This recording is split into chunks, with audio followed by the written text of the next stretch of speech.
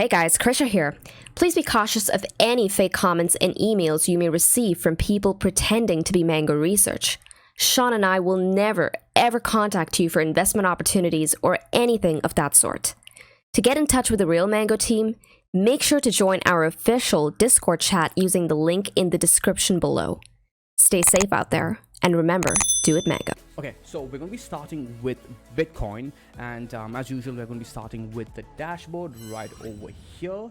And as we can see, Bitcoin is sitting in a neutral / consolidation trend position on the 2-day time frame. This is really important, guys, and it's been sitting in this position for around 5 days. Okay, on the daily, actually, it's in a short position. On the 12-hour, not looking so hot either. On the 4-hour, not looking so hot either, right? So 2-day is neutral, daily is short, 12-hour is short, and the 4-hour short. This isn't a buy the dip leverage trade environment. Okay, when you look at this, when you see that the mid time frame, the higher mid time frames like the 2-day is not giving you a upward trend, the lower time frames, the daily leading all the way down to the 4-hour, they're all showing you a downtrend. That is literally giving you it's screaming at you, literally screaming at you, saying that, hey, momentum all the way from the higher time frames, the mid to higher time frames, towards the lower time frames is all going against you. The momentum is going against you if you are looking for long trades. So would you be looking to leverage over here? No.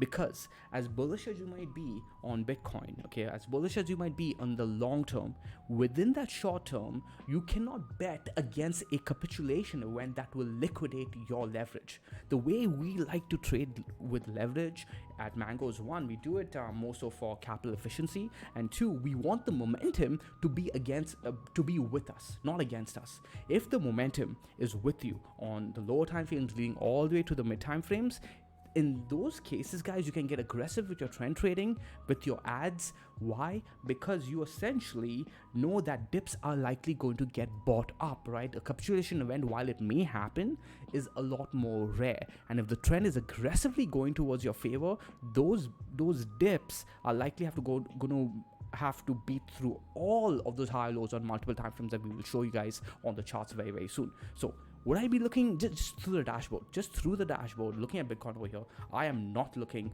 to have any leverage trades whatsoever. 6 days ago, almost, the 2-day time frame of Bitcoin switched to neutral.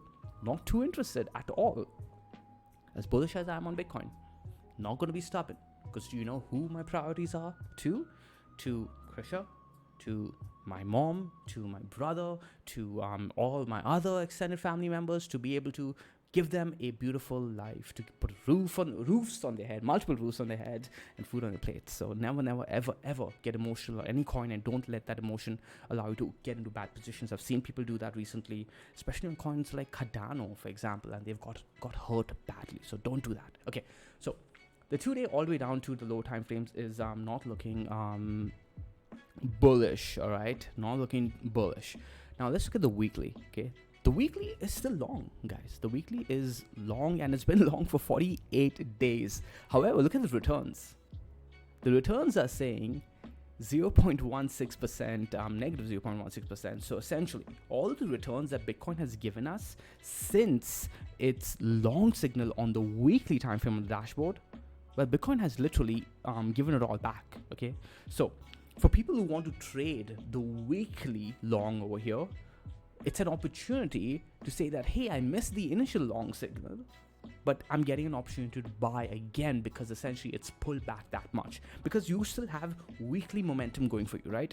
But on the weekly time frame, you do not want to be putting on high leverage trades. If you want to be putting on leverage trades, you got to be very cautious with it, and it's got to be very low leverage trades. All right, I wouldn't even recommend doing it, because the current state of Bitcoin's consolidation, especially if you're using the the Mango risk management techniques that we teach in Seed, right? You may not even need leverage with the kind of position sizes that you can get and, well, pull it off. So weekly discussed, long still. So the high time frames are still going for you.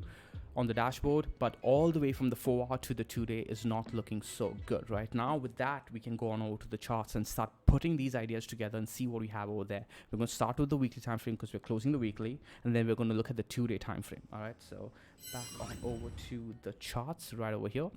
And we're looking at Bitcoin over here, and I have a couple of lines drawn out and a red box over here that I will show you guys where I got that from very soon. But those of you who have been following, you guys probably already know.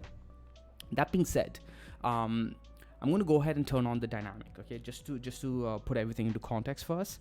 Currently, Bitcoin is sitting very slightly underneath the dynamic. We're about to close this candle in 11 hours and 34 minutes. If we do close above, then in that case, it's a good sign. Okay, the top of the weekly dynamic zone has been held. If we close underneath though, then there's a chance that towards the next week, right, we could actually meet the bottom of the dynamic zone, coming in at around $52,000. So again, if you guys don't even have access to the dynamic, this is a weekly chart, right? So it's not going to change much. It's going to change very slowly. It's going to only change on the next weekly tick, and the next weekly tick, albeit is in 11 hours and 34 minutes, but this is not going to change much at its current juncture. So the numbers right here are around 55,000 towards the upside, and towards the bottom we're looking at 52,000 weekly dynamic. If we close underneath, I'll be looking towards 52,000 just based off this. Okay, but this is not the end of the analysis. We're going to be looking at several other things. If we lose the weekly dynamic, we can also look towards the actual Ichimoku template. And in that case, guys, there's a chance that even though we meet the bottom of or rather we hold the bottom of the weekly dynamic, which is $52,000, there's a chance we actually wick on over to the Tenkin, coming in around 49,000. Okay, so think about the black swan event that everyone's talking about right now. Everyone's talking about a capitulation event, a scare, over leverage, blah, blah, blah, right? If we do see that, right, is it really unforeseeable that we hold levels on a candle closing basis? Because remember, we are about to close this week. Next week, we have an entire 7 days to go. A lot of volatility in Bitcoin is not new, right? We could see extreme volatility, a massive wick by the end of the week, right? With the candle closing, I wouldn't say bullish, but pretty well, considering what the week or what price action transpired throughout the week. So with that, I want you guys to entertain the idea that we actually wick not only on over to the Tenkin, but maybe underneath the Tenkin over here on the weekly, and then still close on the weekly dynamic levels above the $52,000 level. So let's go back on over to the Tenkin to get an idea of where the Tenkin's coming in at. The Tenkin is coming in at around $49,000. Remember this number, guys. $49,000. Julian, Julian, Sherwin, you guys are going to be particularly interested in this analysis. Wolvie's here too, so Wolvie, you're going to be interested. Krisha, I know you're going to love this. You're going to love where I'm going with this, right? I haven't discussed this with Krisha either, guys. So let me take a sip of my drink. All right. Where was I? All right. Yeah. So the Tenkin, if we actually wick maybe even underneath the Tenkin, defend the Tenkin though, and also defend the dynamic, we could close about $50,000. We'd have essentially a trend formation that looks something like this, right? Let me just draw that again. Okay, something like this at that point, and then we'd be looking for upside. So structurally, right? Structurally, a trend trader could make the argument that the trend of the weekly time frame is still intact, and I'll discuss this with a little bit more detail very soon. Okay, but you could make that argument. Would I make that argument? I actually would not, right? And some of you might be surprised with that, and I know some people are making that argument, but I would not. I would err on the side of caution and call this a higher low, right? So, and again, there's no right way of doing this, right? You could say that, hey, low, higher low, high, higher high, low, right? And then we've taken out that low, right? But to be fair, there's a very strong argument to be made saying that this is the high, this is your low, and you haven't put in a higher low yet, right? So that higher low could be coming in somewhere around here, around dip underneath the 10K. Again, guys, keep in mind, we are right now discussing the ugly scenario where we do see that black swan event. We do not even know whether that is coming, right? We don't know black swan, right? I mean, come on, guys. A black swan is going to be something like this, like all the way down to 15,000, in my opinion. Bitcoin has literally pulled back only around 17%, and people are losing their shit. Like, how much is that? Okay, around 20%, right? It's not really much, but if we do go down lower, it might be a surprise for a lot of people, considering we made a high already. But it's not a big deal in the grand scheme of things, in my opinion. Let's entertain the possibilities though, because there are trading opportunities around this, big opportunities actually, because lining up with a great idea that I have, and I will be looking to buy this idea hardcore. Could be wrong on ideas, but I will be looking to put on a position on this idea. So pay attention, guys. Pay the freaking attention, because it's going to give you opportunity not just on Bitcoin. It's going to be opportunity on Cardano as well as Ethereum. When all of this lines up, you're going to see Cardano's hitting key levels, Ethereum's going to be hitting key levels. It's just going to be a beautiful picture of a buy opportunity in the middle of a bull market. All right, so right over here, we're talking about weekly could come and meet the Tenkin. Okay, dynamic coming in at around 55,000 towards the upside and 52,000 at the bottom. Tenkin coming in around 48,000 ish. Now I'm going to switch on over to the 2-day time frame. Okay, this is something we've been looking at, especially on the dynamic. Okay, guys, I've been using the 2-day dynamic to protect my trend trades towards the upside and towards the downside, right? So essentially, my leverage trades, especially. If we lose the 2-day dynamic, I am out of any trend trades. If we regain the 2-day dynamic, especially if we close 2-day candles above it, I am back into my trend trades. Very, very simple, right? So you're essentially able to capture these kind of leverage trades over here. You hedge your position underneath, you capture this leverage trade over here, and then again, right over here, we were talking about this while it was happening, during the move, when we came and tested it. We were hoping Bitcoin would hold it. It did not, right? We closed. We gave a fake out, almost reclaimed it, but not really. You guys can see that we saw resistance at the top of the box. Did not really clear the top of the top. So by the way, this box is coming essentially from a combination of horizontals and the 2-day dynamic over there. So you guys can see that Bitcoin, while it actually came to the top of the dynamic, we almost immediately gave it back up on the next 2-day candle. Okay, we're about to close a 2-day candle on this weekly candle close. So we're not just closing a 2-day, guys. So we're not just closing a weekly, we're closing a 2-day as well. So it's gonna be a very, very, very important candle. We close underneath the dynamic. What do we do right after? We gave the bottom of the dynamic a retest, but did not close back into it. If we started chopping within it, into it, the bulls could have made an argument, in my mind, but that was a clear rejection. Okay, again, we failed the bulls at the time, as in me too at the time, because I was clearly a bull. We weren't able to reclaim that bottom of the dynamic, right? What do we do right after? That was even a worse sign. We came in, tested the top of the 2-day dynamic, and that was a hard rejection. This is a hard rejection right over here. So not a good sign, not an environment that I would want to have leverage trades. These were both exit opportunities. Exit. This was a mega exit opportunity, especially after we saw these two candles over here, guys. Those two were mega exit opportunities, okay? And again, very, very, very simple technical analysis along with that mango mindset that we've been teaching over here for a very, very long time, saying that, hey, the markets can be far more generous than you think, and they give you very clean exits as long as you're willing to be wrong, willing to exit your wrong trades, and then keep that gunpowder for another trade. Remember, protect your soldiers, seedlings. Be a good general. No freaking loyalty, right? No loyalty to any king or emperor. You are a freaking mercenary. You are Achilles. Protect your myrmidons from slaughter. So yeah, with that, looking at the 2-day here, right? This is where it gets really, really interesting. All right. So now, we're looking at the 2-day dynamic. We've lost it. But interestingly enough, if you turn on to your Ichimoku template now, we're doing the same thing we did on the weekly time frame, guys. We started with the weekly dynamic and then switched on over to the Ichimoku, and we're combining the analysis between the dynamic and the Ichimoku, right? Those are my two favorite trend trading tools, dynamic, Ichimoku, right over here. You guys can see that we are seeing support at the bottom of the Kijun, right over here. We have the 2-day Kijun.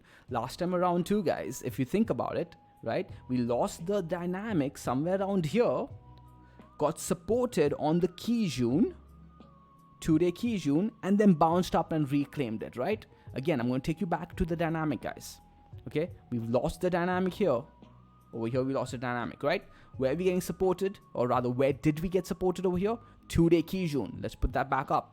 2-day Kijun, right over there. Okay, 2-day Kijun. Right now, we're sitting on the 2-day Kijun. Okay, am I looking to buy over here? No, I'm not looking to buy over here. But that being said, over here, if I had bought the 2-day Kijun, it would have been a good trade. Over there, you could have made a stronger argument for buying the 2-day Kijun though, because it also lined up with cloud support. Let me delete all these drawings here. That's probably giving you guys a headache. Where is my? All right, hide this too. Cool. So the 2-day Kijun lined up with the cloud. Okay, so essentially we had a Kumo twist here, guys. Okay, for those of you studying cloud theory, Kumo twist, you tend to get price getting sucked into Kumo twist, right? We have something similar over here too, but look how far away the Kumo twist is. Okay, so you don't have cloud support. Where is the cloud support coming in at? All the way at around $47,000. Huh, interesting. So if the dynamic, we lost the 2-day dynamic, and I have a hard rule personally, from underneath the 2-day dynamic, I have no leverage trades that I want to take. Will I be buying long-term Bitcoin? Yes, of course. If I'm looking to buy Bitcoin and store away my hardware wallet, I really don't care about this entire range. I'm willing to buy anywhere between 60,000 all the way down to 52,000. I know it's a big range for many of you, but again, you trade it using mango seed techniques. It doesn't really matter. So the 2-day Kumo twist is coming in at all the way around 47,000. If we see continuation of the 2-day dynamic trend towards the downside, right, there's a chance we lose the 2-day Kijun. Now we may come back up and test this zone over here one more time and then come back down over here. But if we do come back down over there, guys, okay, this is where it gets really interesting. The next 2-day candle, like I said, is closing in 11 hours and 22 minutes, right? That means this 2-day 200 moving average over here is going to tick towards the upside. Okay, every 2 days now that we spend going in a downtrend is essentially going to have price come closer and closer towards this 2-day 200 moving average, which is moving higher and higher, because again, this is a moving average, not a exponential moving average. If you guys haven't checked out my simple moving average versus exponential moving average video yet, please go ahead and watch it. You'll get a firmer understanding of how this works and how you can find beautiful trade opportunities just from that. It's on YouTube. Okay, this is one of the free videos that you guys can watch for free, so watch that video. So this 200 moving average is going to start moving aggressively. Then now you're going to see a confluence between the cloud Kumo over here, right, and the 200 moving average, which was very similar to how we saw the Kijun support lining up with the cloud support over here, right? But it gets better than that, guys. This is the 2-day 200 moving average, which has been a good buy opportunity several times now. Look at that, right? Ever since we started this bull run, the 2-day 200 moving average has essentially been a massive buying opportunity, right? Now, could we break it again? Yes, we could, definitely. And that's where your risk management comes into play, right? If you break it, you're wrong on your trade and you get out of that idea, right? You're wrong on your idea, it did not work out, take your loss and move on. And then guys, you can start entertaining these ideas that people have talked about of 20,000 and 14,000, right? Because we'll talk about how that idea will come to fruition. 28,000, 14,000. 14,000, I think I'm the only one saying that, but I think that possibility could occur, and you got to entertain that idea. If you're on a downtrend, you get downtrend bullish, right? Look for the big wins on your short trades. But I want you guys to see how this picture's coming together now, because this is beautiful. This is a beautiful buy the dip opportunity if we do come down there. Because if I go ahead and remove all my my scribbles, okay, I'm just gonna go ahead and delete all of that right over there. I want you guys to picture how this is going to play out, because if that 200 day moving average actually starts moving towards the upside, okay, and we get in fact, even if we come down right now on over to the 2-day moving average without the 2-day 200 moving average moving towards the upside, I'm going to go ahead and place a horizontal on the last structural weekly low that we talked about in the beginning of this video. Okay, in the beginning of this analysis, we talked about how the weekly higher low that the trend traders are probably looking at is this one over here, right? Let me, do I have the weekly here? I believe. Yeah, this is the weekly, right? It's coming in all the way over here, all the way over here.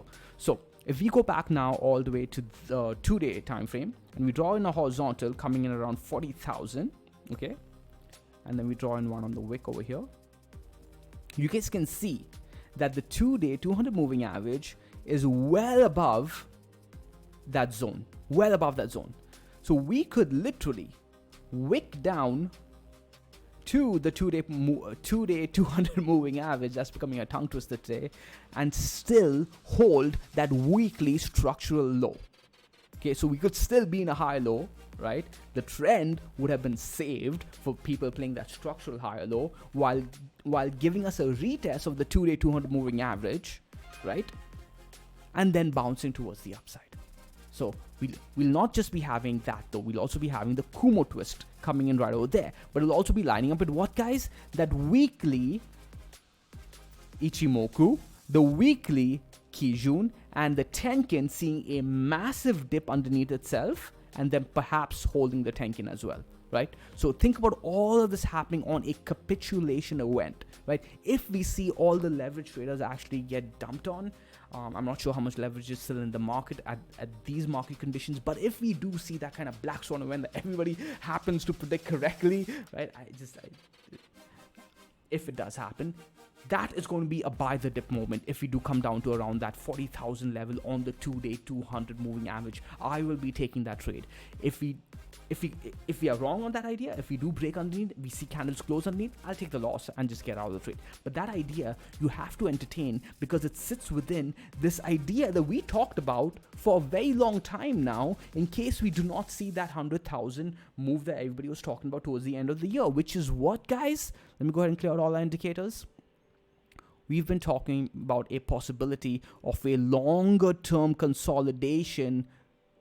Perhaps it takes a bit longer than that too, right? I've always been a fan of the idea that we don't see a actual run early into 2022 either, but we see it later into 2022 when everybody has pretty much given up hope, right? Because I'm pretty sure there were a lot of traders looking to trade Plan B's idea period, where they're like, we're going to 98,000 by the end of the year, I'm buying Bitcoin over here, right? They set their expectations to the point where even when Bitcoin was dumping, even when leverage was getting wrecked, the crypto fear and greed index was surprisingly high. I'm like, where's this confidence coming from, right? We've been going sideways for a freaking year now, guys. Bitcoin has been going pretty much sideways for a year, right? And people were so bullish, and I think it was primarily based on Plan B's idea, because that guy had like 1 million followers. I recently found out how many followers he had. I was so surprised. I'm like, Jesus, this guy